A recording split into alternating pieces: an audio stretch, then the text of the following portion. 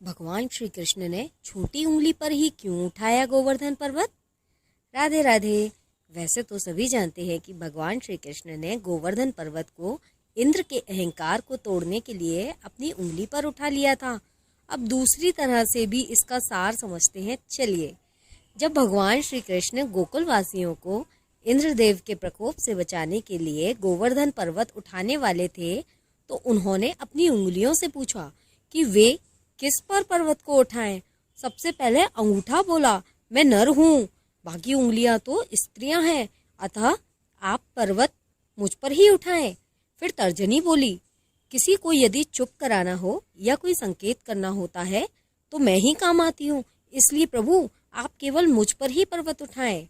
इसके बाद मध्यमा बोली, सबसे बड़ी होने के साथ साथ शक्ति भी रखती हूँ मैं, अतः प्रभु आप पर्वत मेरे ऊपर ही उठाएं।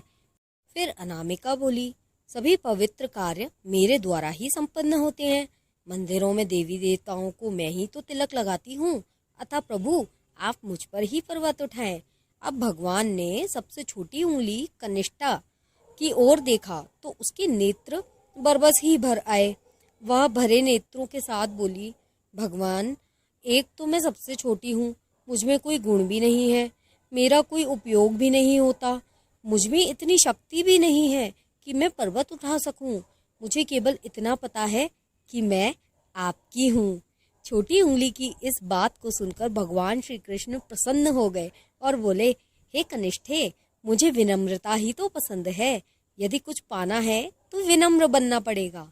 तब श्री कृष्ण ने छोटी उंगली को सम्मान देते हुए उसी पर गोवर्धन पर्वत उठाया।